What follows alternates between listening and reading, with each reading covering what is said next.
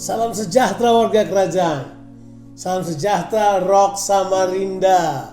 Apa kabar saudara-saudara? You know what? Rock Samarinda, bulan ini saya 2 kali datang berbicara pada saudara secara online. Itu satu-satunya gereja di luar Rock Makassar yang saya lakukan. Saya menjadi seperti sangat dekat dengan saudara. Terima kasih untuk Pak Pohan dan semua pemimpin yang memberikan kesempatan saya untuk melayani saudara. Ini merupakan sebuah kehormatan buat saya. Mari kita langsung dive in pada firman Tuhan. Ini adalah hari Pentakosta. Saya percaya bahwa saudara-saudara semuanya hari ini punya ekspektasi yang luar biasa terhadap karya Roh Kudus, terhadap baptisan Roh Kudus. Saya mau katakan pada saudara, kita semua perlu penuh dengan Roh Kudus. Tapi mari saya ingin mengajak saudara untuk melihat apa sebenarnya di balik Pentakosta itu. Terlalu banyak pemahaman Pentakosta kita, pengalaman Pentakosta kita itu sangat denominasional, sangat berpikir denominasi. Jadi kita malah sudah tidak tahu lagi Pentakosta menurut kata Alkitab. Yang kita tahu Pentakosta itu adalah sebuah aliran orang-orang yang berkata-kata dalam bahasa roh, kalau berdoa menangis, kalau ada banyak hal yang kita kemudian lihat hal tersebut. Nggak ada yang salah dengan semuanya itu, tapi kita kadang-kala hanya membatasi pada penilaian tersebut. Padahal ada makna besar bagi kita sekalian dalam konteks, dalam frame kerajaan Allah. Nah, saya mau mengajak kita keluar dari frame agama kita dan frame denominasi kita untuk melihat frame kerajaan, bahwa Tuhan punya maksud khusus dengan hari Pentakosta ini. Mari kita baca di dalam kitab Kisah Rasul pasal 2. Ayat-ayat ini adalah ayat-ayat yang saudara-saudara sudah ketahui tentunya, ayat yang biasa dibaca. Bahkan saya percaya hari ini, pada hari Pentakosta ini, ayat ini bakal dibacakan ke seluruh dunia. Semua gereja akan membacakan ayat ini, karena ayat ini termasuk ayat yang sangat penting. Saya akan bacakan kepada saudara Kisah Rasul pasal 2 ayat 1 sampai ayatnya yang keempat. Tapi saya menyarankan saudara untuk membaca keseluruhan dari kitab pasal 2 ini untuk memiliki big picture, satu gambaran besar dari apa yang saya sampaikan pada saudara-saudara sekalian. Nah, saya akan bacakan ayat 1 sampai ayat yang keempat saja. Ketika tiba hari Pentakosta, semua orang percaya berkumpul di suatu tempat. Tiba-tiba turunlah dari langit suatu bunyi seperti tiupan angin keras yang memenuhi seluruh rumah itu di mana mereka duduk. Dan tampaklah kepada mereka lidah-lidah seperti nyala api yang bertebaran dan hinggap pada mereka masing-masing. Maka penuhlah mereka dengan Roh Kudus. Lalu mereka mulai berkata-kata dalam bahasa-bahasa lain seperti yang diberikan oleh Roh itu kepada mereka untuk mengatakannya. Konsentrasi pada kata ayatnya yang pertama, ketika tiba hari Pentakosta. Apa artinya Pentakosta? Pentakosta artinya hari yang ke-50. Mengapa ada konsep hari yang ke-50 ini? Nah, saya akan jelaskan pada saudara. Yang pertama, hari yang ke-50 itu adalah hari di mana orang mempersembahkan persembahan sulung. Ketika mereka masuk pada musim penuaian, orang kemudian membawa persembahan sulung. Jadi Pentakosta itu adalah merupakan hari penuaian. Makanya kita tentu dengar hampir semua aliran Pentakosta di seluruh dunia akan berpikir akan terjadi penuaian besar di akhir zaman. Saya amenkan hal tersebut. Saya mempercayai akan terjadi penuaian yang besar di akhir zaman. Tapi kita mesti melihat konteks yang lebih dalam daripada itu. Bahwa sebenarnya pada hari yang ke-50 ini disebabkan ada sebuah ide di baliknya yang kita perlu mengerti. Bukan cuma dia adalah hari di mana ini masa penuaian, ini adalah masa di mana orang kemudian mengumpulkan gandum mereka, kemudian memberikan persembahan sulung kepada Tuhan. Tapi sebenarnya di sini adalah sebuah kisah yang luar biasa sekali. Kalau saudara baca di dalam kitab Imamat pasalnya yang ke-23, saudara baca ayat 15 dan seterusnya, saudara kan punya gambaran yang jelas tentang ada yang disebut dengan dalam bahasa Inggrisnya the Feast of Weeks, Festival of Weeks. Di situ ada 7 minggu minggu yang terjadi setelah apa yang disebut dengan Paskah pertama. Paskah pertama itu adalah Paskah ketika disebut dalam bahasa Inggrisnya Passover, ketika 10 tulah telah datang mendesak Raja Firaun dan orang Mesir untuk melepaskan bangsa Israel. Pada tulah yang ke-10, yaitu kematian anak-anak sulung di seluruh Mesir, bukan cuma manusia saja tapi hewan juga, di mana pada kesempatan yang sama Tuhan sudah mempersiapkan umatnya yang sudah dikatakan harus memotong satu domba yang harus disimpan selama 14 hari, kemudian darahnya setelah di-apply di atas pintu rumah dan di atas anjungan pintu rumah dan di jenang pintu rumah, di mana itu kemudian menjadi tanda waktu malaikat maut lewat. Alkitab berkata dia akan pass over, itu artinya melewati. Dan pada malam itu bangsa Israel keluar dari Mesir. Jadi ingatan mereka pada Paskah itu. Nah, Alkitab bilang setelah Paskah itu ada sebuah journey selama 7 minggu. 7 minggu itu berarti 49 hari. Dan pada hari yang ke-50 setelah 7 minggu itu, bangsa Israel dalam perjalanan itu telah tiba di Gunung Sinai. Jadi pada hari yang ke-50 adalah terjadi satu hal yang luar biasa bagi bangsa Israel. Jadi dia bukan cuma sekedar sebuah perayaan festival penuaian, tapi ini ada punya makna besar sekali. Sebuah perayaan lahirnya Israel sebagai satu bangsa menjadi kerajaan imam yang Tuhan pertama-tama sekali ingin pakai untuk seluruh dunia ini. Mengapa? Sebab begini, waktu mereka keluar dari Mesir, mereka bukanlah sebuah bangsa. Mereka hanyalah kumpulan budak keturunan Yakub yang keluar dari Mesir. Cuma karena mereka ada dalam perbudakan sudah 400 tahun, jumlahnya mereka sudah banyak sekali. Diperkirakan jumlah mereka itu 2 juta lebih orang Israel keluar dari tanah Mesir. Ada yang memperkirakan 3 juta orang Israel keluar dari Mesir. Tapi mereka belumlah sebuah bangsa. Mereka hanyalah kumpulan para budak keturunan Yakub yang keluar dari Mesir. Tapi ini yang luar biasa. Setelah 7 minggu itu berlangsung, sesuatu yang dahsyat terjadi. Pada saat itulah Tuhan kemudian melakukan sesuatu yang powerful buat keturunan Yakub ini. Apa yang Tuhan buat? Yang pertama, Tuhan membuat ikatan perjanjian baru dengan mereka. Tuhan mengadakan perjanjian dengan mereka. Perjanjiannya bunyinya seperti ini, bahwa kamu akan menjadi, kalau kamu mendengarkan perkataanku, kalau kamu mendengar perkataanku dan berpegang pada seluruh ketetapanku, kamu akan menjadi umat kesayanganku di antara segala bangsa. Berarti tujuan Tuhan bukan hanya bangsa Israel, tapi tujuan Tuhan adalah seluruh bumi, segala bangsa yang ada di bumi ini. Tapi Israel akan menjadi buah sulungnya. Dia akan menjadi apa yang disebut dengan harta kesayangan Tuhan. Dan kemudian pada hari itulah Israel berubah menjadi sebuah kerajaan, sebuah bangsa yang diperintah langsung oleh Tuhan. Nah, hari ke-50 itulah terjadi sebuah peristiwa yang powerful.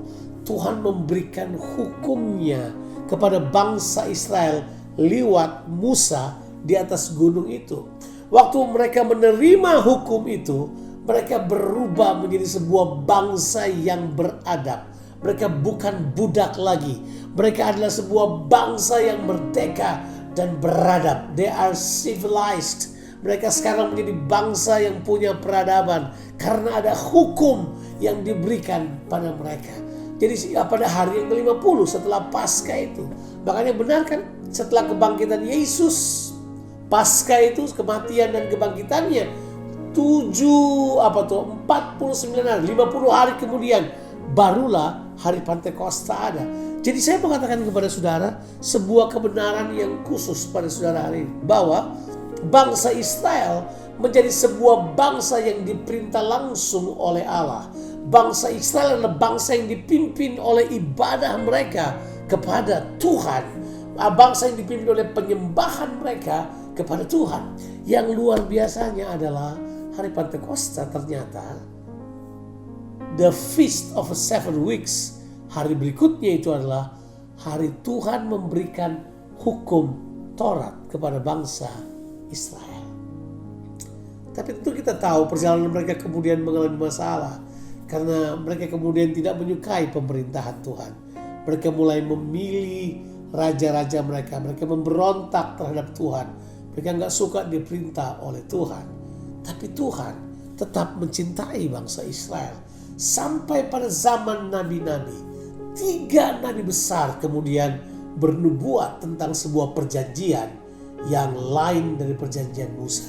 Dikenal dalam kitab Yeremia, kata yang dipakai adalah perjanjian baru. Untuk pertama kali kata perjanjian baru muncul sebagai pengganti dari perjanjian Musa yang kemudian telah menguasai cara berpikir, cara pendekatan dan cara pelayanan seluruh bangsa Israel. Nah, stop dulu sebentar sampai sini. Disinilah kemudian perjanjian baru dinubuatkan. Jadi perjanjian baru yang dimulai dari kitab Matius itu telah dinubuatkan kurang lebih 500 sampai 600 tahun sebelumnya oleh Nabi Yeremia.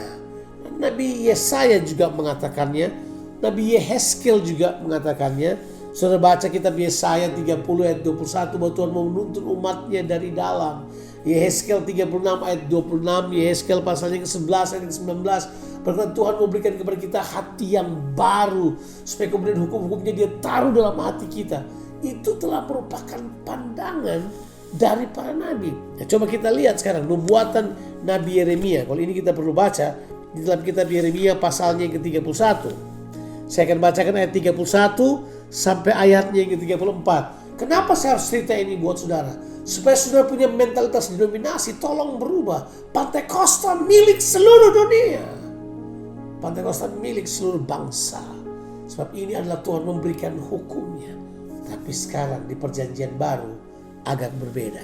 Coba kita baca di dalam kitab Yeremia 31. Yeremia 31 ini adalah tentang perjanjian baru. Ini nubuatan tentang apa yang terjadi di masa yang akan datang. Saya baca ayat 31 sampai 34. Sesungguhnya akan datang waktunya, demikianlah firman Tuhan.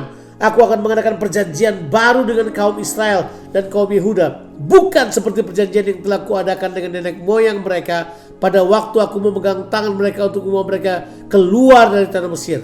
Jelas ini adalah perjanjian Musa yang terjadi, yang dia terima 7 minggu setelah keluar dari tanah Mesir. Perjanjianku itu telah mereka ingkari meskipun aku menjadi Tuhan yang berkuasa atas mereka. Demikianlah firman Tuhan. Tetapi beginilah perjanjian yang akan kuadakan dengan kaum Israel. Jadi inilah perjanjian baru. Sesudah waktu itu, demikianlah firman Tuhan. Aku akan menaruh Tauratku dalam batin mereka. Perhatikan, aku akan menaruh Tauratku dalam batin mereka. Haleluya. Dan menuliskannya dalam hati mereka. Maka aku akan menjadi Allah mereka dan mereka akan menjadi umatku. Dan tidak usah lagi orang mengajar sesamanya atau mengajar saudaranya dengan mengatakan kenalah Tuhan. Sebab mereka semua besar kecil akan mengenal aku. Demikianlah firman Tuhan. Sebab aku akan mengampuni kesalahan mereka dan mereka tidak lagi mengingat dosa mereka. Haleluya. Jadi janji Tuhan adalah begini. Karena kegagalan bangsa Israel, hukum Taurat ada di luar mereka. Mereka gagal. Tapi Tuhan punya ide yang luar biasa. Tuhan bilang perjanjian baru nanti lain. Hukum itu akan masuk di dalam hati mereka. Hukum itu akan diberikan di dalam hati mereka. Wow, saya waktu membacanya saya pikir luar biasa Tuhan. Tuhan mau supaya kita tidak mengaplikasikan kehidupan kerajaan dari luar ke dalam. Tapi Tuhan mau dari dalam keluar. Itulah sebabnya bukan kebetulan di perjanjian baru. Bukan kebetulan di perjanjian baru. Roh Kudus justru turun pada hari Pentakosta. Sebab hari Pentakosta oleh rabi-rabi di perjanjian lama atau guru-guru di perjanjian lama, mereka merayakannya sebagai pemberian hukum Taurat kepada umat manusia. Makanya di perjanjian baru Roh Kudus turun, diam di dalam manusia, sebab hukum Tuhan sekarang berdiam di dalam manusia. Haleluya. Saya mau katakan kepada saudara, semua pakar-pakar teologi sepakat untuk mengatakan bahwa waktu Roh Kudus turun, itulah kerajaan Allah yang termanifestasi secara jelas dalam kehidupan manusia. Untuk pertama kalinya seluruh dunia, semua manusia dapat diperintah oleh Allah karena Roh Kudus sekarang berdiam dalam diri mereka. Jadi sebenarnya Roh Kudus datang hari Pentakosta itu bukan cuma sekedar pemberian atau tuayan atau persembahan sulung, tapi yang kedua, hari Pentakosta dirayakan sebagai turunnya hukum Taurat Musa kepada bangsa Israel. Tapi ternyata di perjanjian baru, hari Pentakosta itu adalah Roh Kudus dicurahkan sebagai hukum yang berdiam di dalam hati manusia. Ini untuk pertama kali manusia sekarang memiliki kemampuan dari dalam mereka untuk menjadi orang-orang yang hidup dalam normal kerajaan Allah. Untuk pertama kali manusia bisa hidup dalam normal apa yang terjadi di sorga sedang terjadi di bumi. Sebab Roh Tuhan berdiam dalam diri manusia. Sekarang manusia dapat memanifestasikan apa yang ada di dalam mereka. Manusia yang percaya kepada Tuhan oleh anak Yesus Kristus itu kemudian dapat memanifestasikan normal baru kerajaan Allah. Sebab Pentakosta bercerita tentang Roh Kudus sebagai hukum Tuhan berdiam dalam kita. We are now, ini dia ini, civilized by heaven. Kita sekarang diberadabkan oleh sorga. Sekarang kita hidup dalam peradaban sorgawi. Kemudian saya hidup dalam peradaban kerajaan sorga karena itu sudah turun dalam kehidupan saudara. Nah, ini yang luar biasanya saudara. Disinilah para pakar teologi berkata bahwa turunnya Roh Kudus adalah hari raya kerajaan Allah.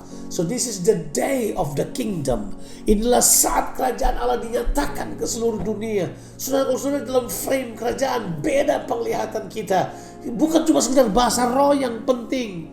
Saya harus jelaskan bahwa bahasa roh itu adalah apa? Tuhan datang untuk merindukan kendali dalam seluruh kehidupan kita. Alkitab berkata, Yakobus pasal yang ketiga, lidah kita adalah kendali seluruh kehidupan kita. Karena Alkitab berkata, barang siapa dapat mengendalikan lidahnya, dia adalah orang yang sempurna. Teleos itu adalah orang yang telah mencapai tingkat pertumbuhan yang dewasa.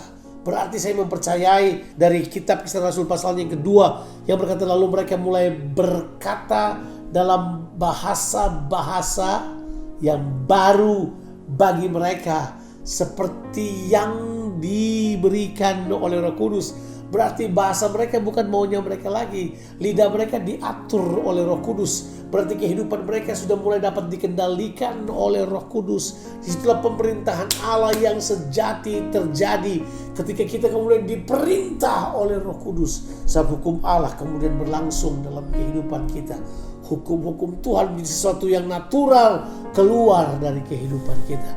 Saudara-saudara, kalau kita merayakan hari Pentakosta, hari Pentakosta adalah hari kita harusnya memanifestasikan kebudayaan kerajaan Allah. Kita memanifestasikan, saya bilang itu, heaven civilization. Kita memanifestasikan keberadaban sorga yang turun ke dunia ini. Apakah keberadaban itu? Alkitab tulis, setiap Roh Kudus turun dalam diri kita, ada kasih yang luar biasa. Roma pasal 5 ayatnya yang kelima. Dan pengharapan itu tidak mengecewakan, karena kasih Tuhan telah dicurahkan di dalam hati kita oleh Roh Kudus. Saudara sekarang punya kekuatan dari dalam untuk mulai mengasihi. Hubungan yang dipulihkan, peradaban sorga turun di situ. Bukan cuma sekedar berkata dalam bahasa roh sekali lagi dan kuasa-kuasa yang biasa, tapi juga bukan cuma kasih, ada kuasa yang dahsyat, kuasa yang turun, dunamis, kuasa yang meledak-ledak, kuasa yang eksplosif. Itu seharusnya merupakan manifestasi dari dalam diri kita. Saudara, saya mau katakan ini pada saudara, penuhlah dengan Roh Kudus. Penuhlah dengan Roh Kudus. Tapi yang paling penting adalah dalam konsep kerajaan, kita merayakan kehadiran Tuhan. Alkitab berkata begini, the Lord reigns, let the earth rejoice. Tuhan memerintah, kiranya bumi bersukacita. Pemerintahan Tuhan membawa sukacita yang luar biasa. Saudara-saudara, penuhlah dengan Roh Kudus dan hiduplah menyatakan peradaban kerajaan sorga. Bumikan, mari kita nyatakan di bumi ini apa yang sorga inginkan terjadi. Apa yang ada di sorga terlaksana di muka bumi ini. Dan Roh Kudus datang untuk memberi pertolongan, bantuan, dorongan, penghiburan, kekuatan buat kita menghidupinya. Selamat menghidupi hari kerajaan Allah yang luar biasa datang ke dunia ini. Tuhan memberkati saudara-saudara sekalian. Amin.